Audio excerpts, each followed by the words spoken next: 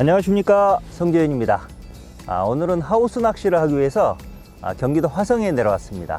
여기는 화성시 안석동에 있는 안성낚시터라고 하는 곳입니다.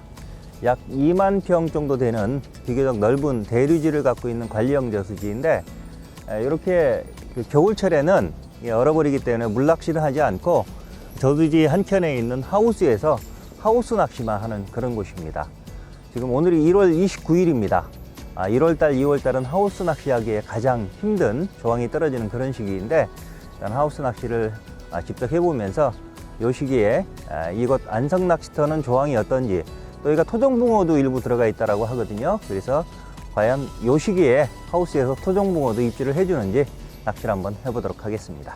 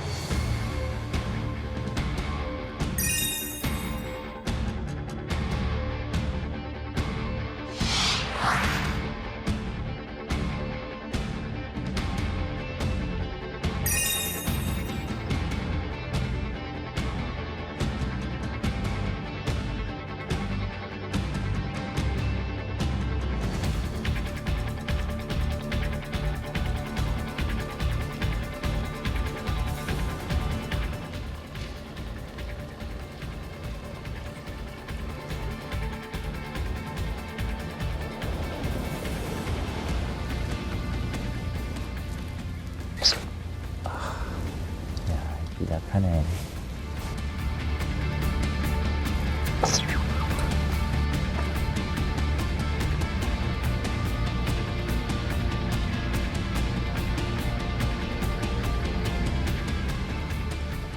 향어구나, 향어. 향어도 밑에 걸렸어. 오랜만에 한수를 했는데 향어입니다. 이 향어도 이게 제대로 걸린 게 아니라 밑에 턱에 걸린 겁니다. 이게 지금 쑥 들어가서 챘는데, 지금 1.6칸 보리편하고 어분 콩알을 가지고 번갈아 넣으면서 기다리는 낚시, 짧은데 기다리는 낚시를 하고 있는데, 오전에는 입질이 좋을 거로 생각을 해서 이런 낚시를 시작을 했고, 그 다음에 이제 입질 활성도가 떨어지는 오후에는 긴 대로 붙이는 방식으로 그렇게 하려고 생각을 했는데, 오전에 거의 입질은 못 받고 있습니다. 입질이 오는데 잘 챔질을 못할 정도로, 그 정도로 입질이 약하고, 그래서 조금만 더 해보고, 오후에는 어차피 오후에는 이제 낚싯대를 바꾸려고 했으니까 낚싯대를 긴 대로, 여기가 2.2까지 가능하거든요. 2.2칸 긴 대를 쳐서 저 중앙 폴대 밑에 바짝 붙이는 방식으로, 그 다음에 지금 집어제도 없이 이렇게 하고 있는데, 아무래도 오후에는 좀 공격적으로 해야 될 것 같으니까 집어제도 조금 준비를 해서 좀 자주 갈아주는 방향으로 그런 식으로 낚시를 해보도록 하겠습니다.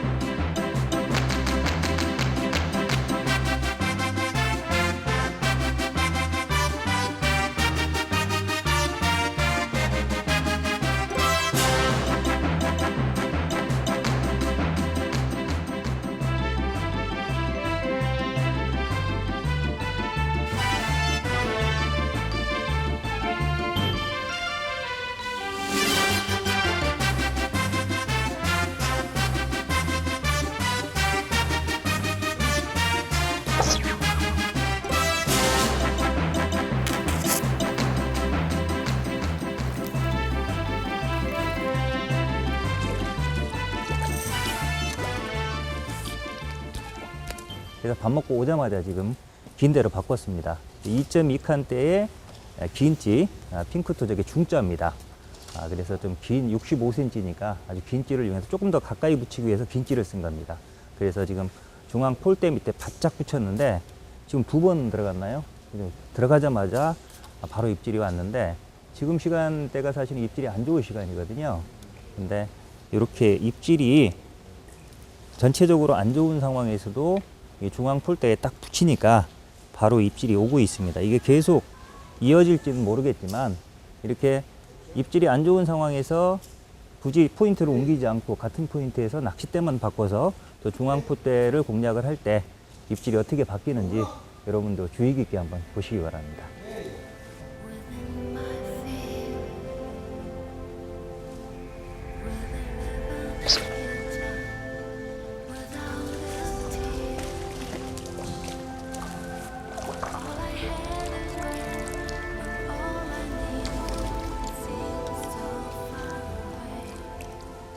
미끼는 구루텐 조그맣게 달고요.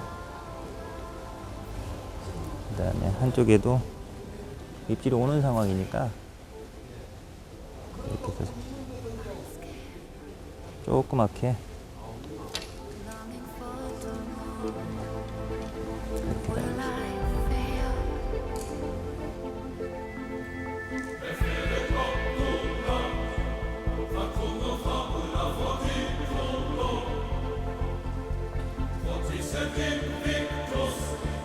이렇게 달고 이렇게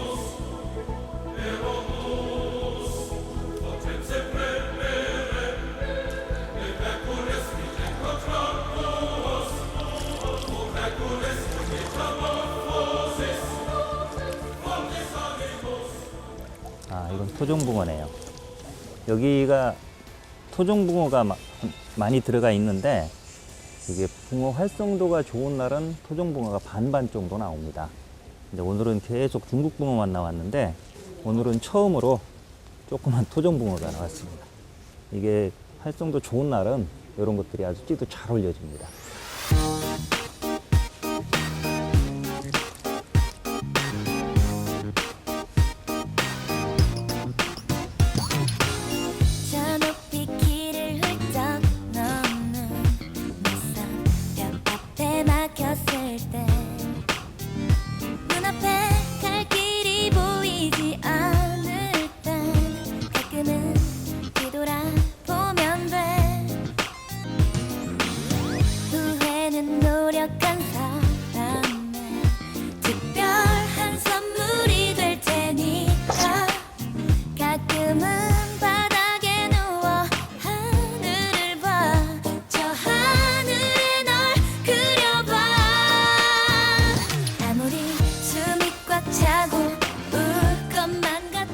빈대로 바꾸고 나서 바로 몇 번 시원한 입질이 왔는데 그 이후에 입질이 좀 뜸해졌습니다. 위에서 이렇게 건드리는 게 나타나고 그래서 거기가 좀 뜬 것 같아서 오전에는 집어제를 안 썼었는데 집어제를 조금 뺐습니다. 그래서 물론 이제 시간이 뭐 4시, 5시 되면 스스로 가라앉을 수도 있지만 그때까지 기다릴 수는 없으니까 조금 더 빨리 가라앉힐 수 있는 방법이 좀 집어제를 줘서 그걸 따라 내려가도록 그렇게 하면 조금 더 빨리 가라앉힐 수 있으니까 지금은 이제 구루텐이나 한쪽에는 구루텐 또는 어분 당고 콩알을 달고 한쪽에는 집어제를 조금 다는 방식으로 그렇게 하고 있습니다. 이제 화절기처럼 집어제를 크게 달 필요는 없습니다. 잘못하면 고기를 띄울 수도 있으니까 조그맣게 해서 거의 바닥으로 내려갈 수 있도록 이것도 먹을 수 있습니다. 이런 식으로 조그맣게만 달아주면 됩니다. When you're close to tears, remember someday it'll all be over. One day you're gonna get so high. Though it's darker than December, what's ahead is a different color. One day. 보여드리려고 했더니 빠져버렸네요. 이건 두 바늘을 다 먹었었습니다.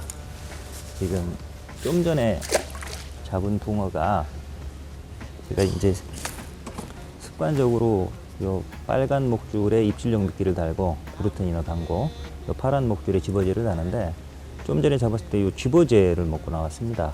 그래서 집어제에 반응하는 것 같다 생각이 들어서 지금 같은 경우는 이 두 바늘을 감싸서 이 집어제만 달았던 겁니다.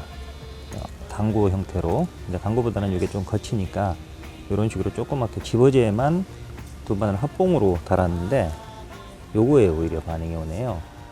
그래서 전에 제가 떡밥 설명드릴 때 집어제, 손마터에서 집어제가 많이 필요하진 않지만 집어제는 쓰든 안 쓰든 항상 개놓는 습관을 들이십시오. 이런 얘기 드린 적이 있었는데 이런 식으로 항상 구루텐이나 어분당구가 잘 먹어주면 좋지만 이렇게 안 나오는 경우도 있고 또 집어제가 같이 들어가야만 나오는 경우도 있고 유독 또 집어제만 잘 먹는 날도 있습니다. 그래서 이렇게 낚시터에 오시면 그냥 양어장에 왔을 때는 자비터든 손마터든 집어제는 조금이라도 항상 대두는 그런 습관을 들이는 게 좋습니다.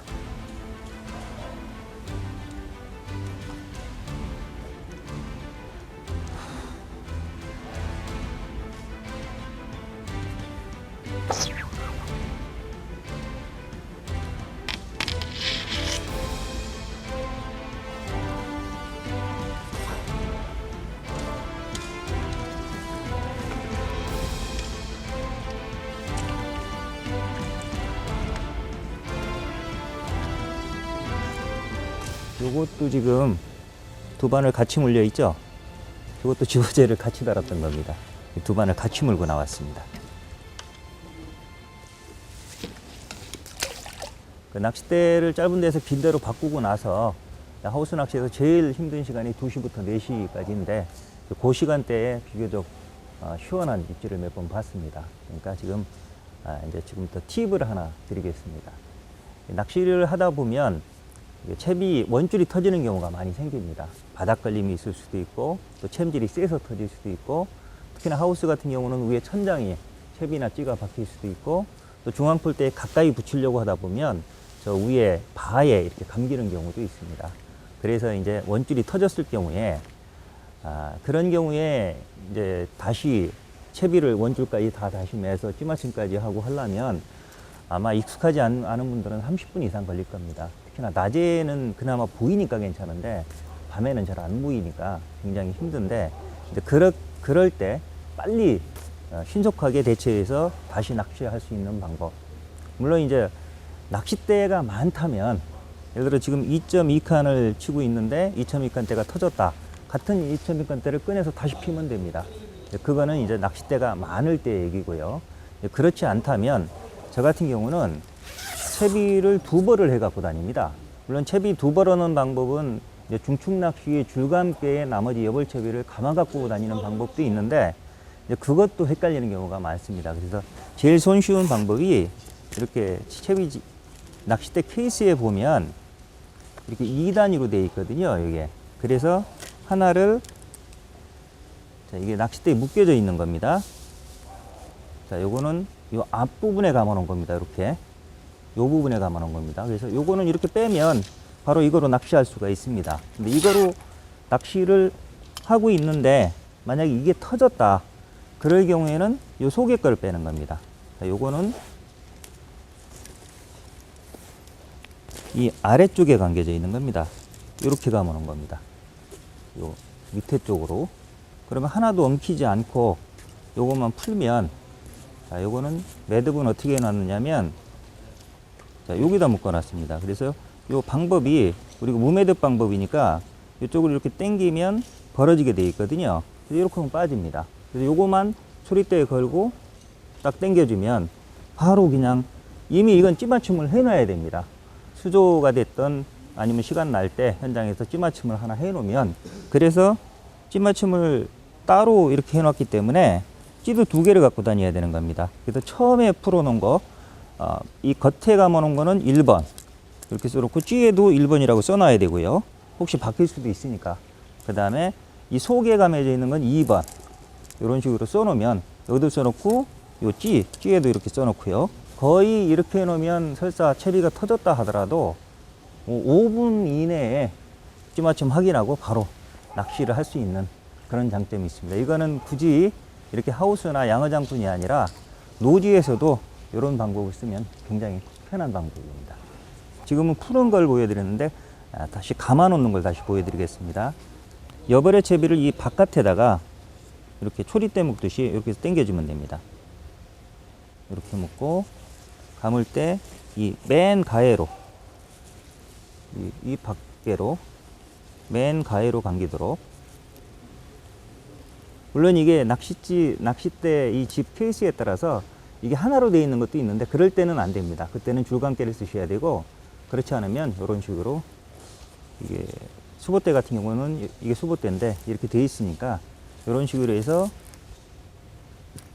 하나는 밖에 이렇게 놓고요. 바로 쓸 거는 낚싯대 채해서 요 바깥에 요 안쪽에 있는 거 있죠? 요 안쪽에 원래 우리가 감는 거 여기에다 이렇게 감아두면 됩니다.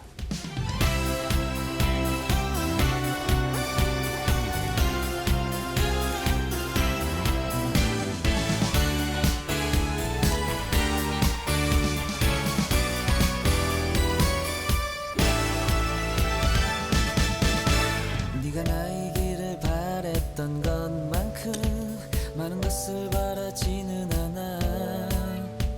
알 수 없는 이 아쉬움들은 그리움의 마음을 품어. 짧았던 우리 제가 거의 다 올라왔는데 이거 지금 조정하느라고 허챔질했습니다.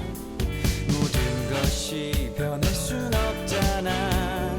소중했던 우리의 기도. 오, 서러워 우는 건 아니야. 그저 미련만이 남아있을 뿐. 오래전 알고 지낸 너와 함께한 내 모습. 더욱더 초라해 보이는 쓸쓸한 미소. 이번에는 한 2마디 정도 올라올 때 챔질을 했습니다. 그냥 오늘 챔질한 것 중에서는 제일 빨리 챔질한 경우인데, 원래 제가 좀 양어장에서는 빨리 챔질하는 그런 습관이 있는데, 오늘은 이 오후에 빈대로 바꾸고 나서 찌울림이 좋다 보니까 제가 뭐 의식했던 의식하지 못했던지 간에 좀 챔질이 저도 모르게 늦어지고 있습니다. 충분히 찌울림을 보려고 좀 평소보다 늦게 챔질하고 있는데, 그러다 보니까 이제 허챔질이 많습니다.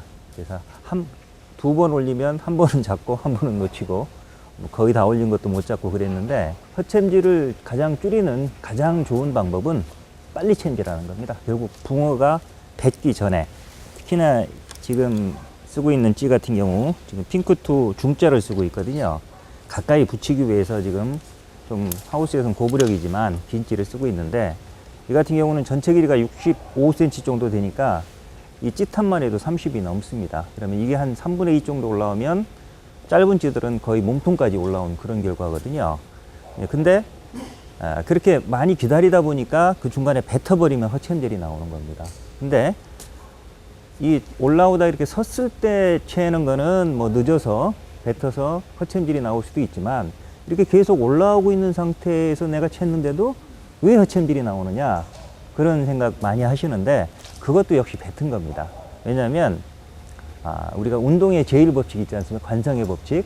버스 타고 갈 때 급브레이크를 밟으면 승객들이 다 앞으로 몸이 쏠리는 현상, 그게 이제 물체가 한번 운동을 시작하면 이제 계속 움직이려고 하는 힘, 그걸 관성의 법칙이라고 하는데, 찌도 똑같습니다. 고기가 미끼를 먹고 봉도를 들어 올리기 시작하면, 그래서 어느 정도 올리다가 고기가 뱉었다 하더라도 붕어는 이미 뱉고 가버렸는데도 한번 움직여 놨기 때문에 어느 정도는 조금 더 올라오는 겁니다. 그래서 이만큼 요 정도에서 챔질했는데 찌는 움직이고 있었는데 허챔질했다. 붕어가 여기서 이미 뱉은 겁니다. 그 나머지는 이렇게 관성에 의해서 올라오고 있는 겁니다. 그러니까 결과적으로 이렇게 하우스나 양어장 이런 곳에서는 허챔질을 줄이기 위해서, 결국 그 후킹 확률을 높이기 위해서는 좀 빨리 뱉기 전에 가셔야 됩니다. 그래서 입질이 약한 날은, 아주 약한 날은, 입질이 오네요. 또 허챔질이 됐네요. 입질이 아주 약한 날은 뭐 한 마디나 반 마디라도 묵직하게 올리는 건 다 챔질하셔야 되고요. 이렇게 입질이 좋은 날은 한두 마디 정도 올라오면, 한두 마디 올라오는 걸 보고 내가 손에 가서 챔질하더라도 이미 서너 마디가 올라와 있는 겁니다. 그런 식으로 한 템포 입질이 좋더라도 좀 빨리 챈다, 이렇게 생각하시는 게 좋습니다.